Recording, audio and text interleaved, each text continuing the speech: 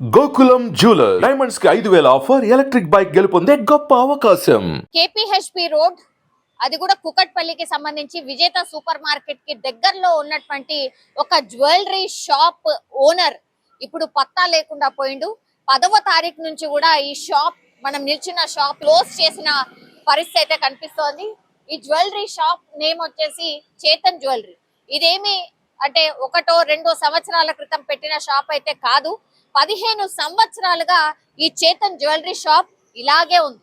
So ఇది నడుపుతున్నటువంటి shop owner ఎవరైతే ఉన్నాడో ఇప్పుడు 10వ తారీఖు నుంచి కూడా కనపడినటువంటి పరిస్థితి. ఎవరైనా కస్టమర్స్ ఫోన్ చేసినా కూడా ఆయన లిఫ్ట్ చేయట్లేదు.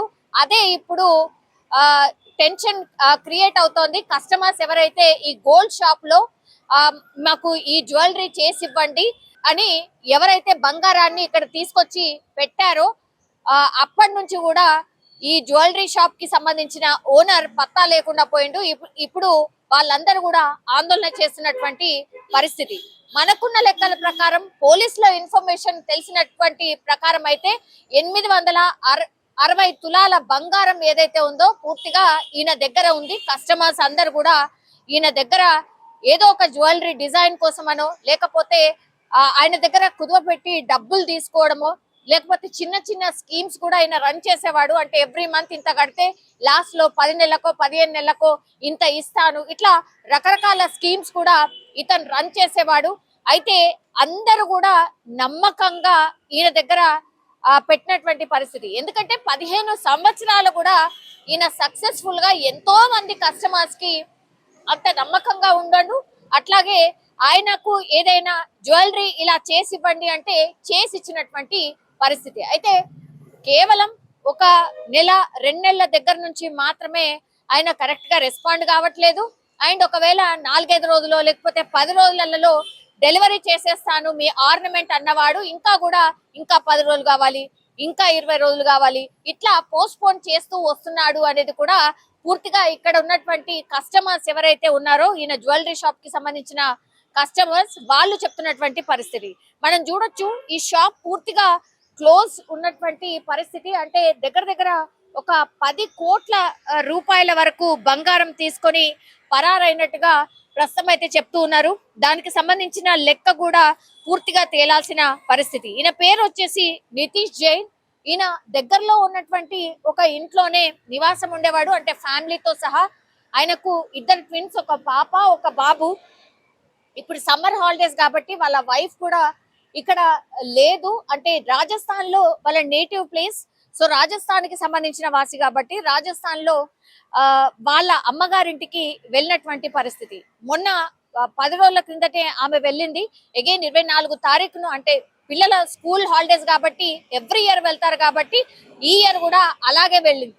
అయితే ఇక్కడ ఏంటంటే వైఫ్ అండ్ హస్బెండ్ వాళ్ళ ఫ్యామిలీ మొత్తం మిస్సింగ్ అనేది అంటే పూర్తిగా వాళ్ళతోని పరారైపోయిండు అనేటువంటిది వార్త పెద్ద ఎత్తున ప్రచారం అయితే జరుగుతోంది. కానీ కాదు, వాళ్ళ వైఫ్ కి కూడా తెలియనటువంటి పరిస్థితి. ఇప్పుడు ఆమె కన్నీరు మిన్నీరుగా విలపిస్తున్నటువంటి సిచ్యువేషన్ అయితే కనిపిస్తోంది. ఆమెకి ఆ ఊరికి వెళ్ళిన తర్వాత ఆమెకు ఒక 2 రోజుల తర్వాత కాల్ చేసి చెప్పాడట నితీష్ జైన్, నేను ఇంకా నీకు డైవర్స్ ఇచ్చేస్తాను, మన బిజినెస్ లో చాలా పెద్ద ఎత్తున లాస్ వచ్చింది కాబట్టి నేను అవన్నిటిని తీర్చలేను, సో నేను ఫర్దర్ గా అసలు బతుకుంటానో లేనో కూడా తెలియనటువంటి పరిస్థితి, నీకు కూడా తెలుసు సిచ్యువేషన్ అని అంటే కూడా వాళ్ళ వైఫ్ చెప్పిందట, మీరు అట్లాంటి పిచ్చి డిసిషన్స్ దయచేసి తీసుకోవద్దు, ఏదున్నా లాస్ ఉన్నా ఏదున్నా సరే నేను మీతో పాటే ఉంటాను, మీకు 2 పిల్లలు, వాళ్ళని అనాథలు చేయొద్దు అని వేడుకున్నటువంటి పరిస్థితి. ఆ రోజు నుంచి కూడా వాళ్ళ హస్బెండ్ అసలు ఫోనే లిఫ్ట్ చేయట్లేదు అనేసి కూడా ఇక్కడ ఉన్నటువంటి వాళ్ళు చెప్తున్నటువంటి పరిస్థితి అయితే కనిపిస్తోంది. 15 సంవత్సరాలు కూడా ఇదే బిజినెస్ చేస్తున్నాడు కాబట్టి ఎక్కడ కూడా ఎవరికి అనుమానం రాలేదు. సరే, ఎప్పుడు కూడా ఈ జ్యువెలరీకి సంబంధించిన బిజినెస్ లో మనకు కామన్ గా తెలుసు, ఈ ఆర్నమెంట్స్ అనేది ఒక టైం చెప్తారు కానీ కొంత పోస్ట్ పోన్ అయితే జరుగుతూ ఉంటుంది. ఇది వెరీ వెరీ కామన్ అన్నమాట. ఈయన దగ్గర కూడా అదే జరిగింది కాబట్టి కస్టమర్స్ కి ఎక్కడ కూడా అనుమానం రాలేదు.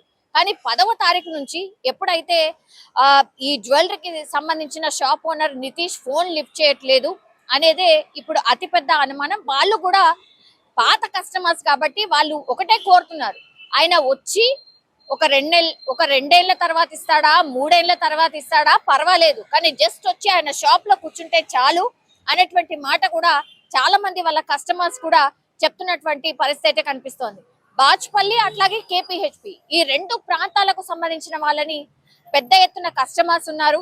సో వాళ్ళు పోలీసులకు ఇన్ఫర్మేషన్ ఇచ్చారు, ఎంత బంగారం ఎవరెవరి పేరు మీద ఏమేం చేయించుకోవడానికి ఇచ్చారు అనేటువంటిది కూడా పూర్తిగా ఇన్ఫర్మేషన్ సేకరిస్తున్నారు. ఈ వార్త వచ్చిన తర్వాత కూడా చాలా మంది ఈ చేతన్ జ్యువెలరీలో ఎవరైతే జ్యువెలరీ ఆర్నమెంట్స్ కోసం ఇచ్చారో, అట్లాగే స్కీమ్స్ ఎవరైతే కడుతున్నారో, పాపం చిన్న చిన్న వాళ్ళు ఎవరైతే ఇక్కడ చుట్టుపక్కల పని వాళ్ళు ఎవరైతే ఉంటారో, రోజు కూలీలు కావచ్చు, లేదంటే రోజు ఇళ్లలో పని చేసుకునే వాళ్ళు కావచ్చు, ఏదైనా అవసరం ఉంటే చిన్న చిన్న జ్యువెలరీ చైనో లేకపోతే ఇంకోటి ఉంగరమో ఆయన దగ్గర తాకట్టు పెట్టి అట్లా డబ్బులు తీసుకునే వాళ్ళు కూడా ఉన్నటువంటి పరిస్థితి అయితే ఉంది. సో రకరకాలుగా చాలా మంది మేము మోసపోయాం, మేము అనుకోలేదు అన్నటువంటి మాటనైతే చెప్తున్నారు. సో రాజస్థాన్ కి సంబంధించిన వాసి కాబట్టి మరి రాజస్థాన్ కి ఏమైనా వెళ్ళాడా, లేకపోతే వాళ్ళ భార్యతో చెప్పినటువంటి మాటలు అంటే నేను ఇంకా నీకు డైవర్స్ ఇచ్చేస్తాను, అసలు నా ఫ్యూచర్ ఏంటో తెలియదు, పూర్తిగా షాప్ అయితే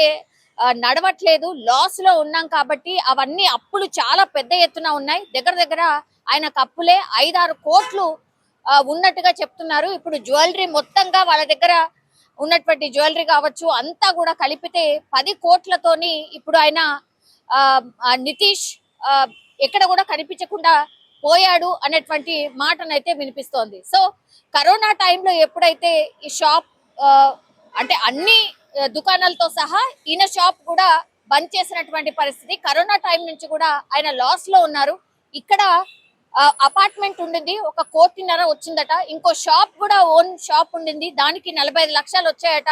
సో 2 కోట్ల మేర ఆయనకు క్యాష్ వచ్చింది, కొంత మేర ఆయన ఆ డబ్బు కట్టేశాడు అనేటువంటి మాట కూడా వినిపిస్తోంది. అంటే ఇంకా కూడా ఒక 3-4 కోట్ల మేర ఆయన లాస్ లో ఉన్నాడు. కాబట్టి ఈ వడ్డీ వ్యాపారులు ఎక్కడి నుంచి అయితే ఈయన ఆ లాస్ అంటే భర్తీ చేయడానికి ఎప్పుడైతే ఇంట్రెస్ట్ ఎక్కువ కడుతూ రకరకాల చోట్ల నుంచి డబ్బులు తీసుకొచ్చి కట్టడం స్టార్ట్ చేశాడో అప్పటి నుంచి ఇంకా లాస్ లోకి వెళ్ళిపోయాడు. కాబట్టి ఇంకేం చేయలేని పరిస్థితుల్లో ఇట్లా మరి ఫోన్ స్విచ్ ఆఫ్ చేసి ఎక్కడికి వెళ్ళిపోయాడు ఆర్ ఉడాయించాడు తెలియనటువంటి పరిస్థితి. ఇప్పుడు పోలీసులు అయితే పూర్తి స్థాయిలో ఆయన కోసం వెతికే ప్రయత్నం చేస్తూ ఉన్నారు.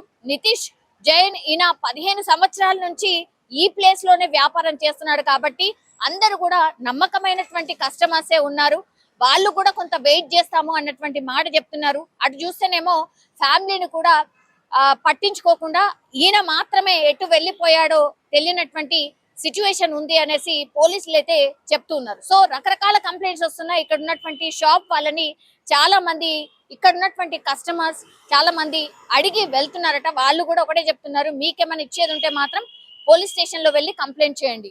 ఇది ఇప్పుడున్నటువంటి సిచ్యువేషన్. సో టీమ్స్ గా ఏర్పడి ఈ బంగారం వ్యాపారి ఎవరైతే ఉన్నారో, మిస్ అయిన వ్యాపారి ఎవరైతే ఉన్నారో ఆయన కోసం వెతుకుతున్న సిచ్యువేషన్ అయితే కనిపిస్తోంది. చూడాలి మరి, ఎందుకంటే కేపీహెచ్పి మనకు తెలుసు ఎంత రద్దీగా ఉండేటటువంటి ప్రాంతమో, అట్లాంటి ప్రాంతాల్లో 15 సంవత్సరాలుగా షాప్ నడుపుతూ మరి ఆల్ ఆఫ్ సడన్ ఏం జరిగింది ఏంటి అనేది కూడా పోలీసులు ఎంక్వైరీ అయితే చేస్తున్నారు. నిజంగా ప్రస్తుతం ఉన్నటువంటి సమాజం దేనికి ప్రయారిటీ ఇస్తుంది? ఆర్థిక సంబంధాల చుట్టూ మాత్రమే తిరుగుతుంది. మళ్ళీ ఎన్నికలంగానే చాలా విరక్తి కలుగుతున్నాం. మంచి అనిపిస్తుంది కదా, లేడీస్ కూడా ఛాలెంజింగ్ జాబ్స్ చేసినప్పుడు చాలా బాగుంటది. ట్రాఫిక్ అసిస్టెంట్స్ గా నియమించిన ట్రాన్స్జెండర్స్ అందరితో సాల్యూట్ చేయించుకుంటున్నారు. ఫుడ్ డెలివరీ ఇవ్వటానికి వెళ్ళినటువంటి డెలివరీ బాయ్ అనిల్ పై కళ్ళ ముందు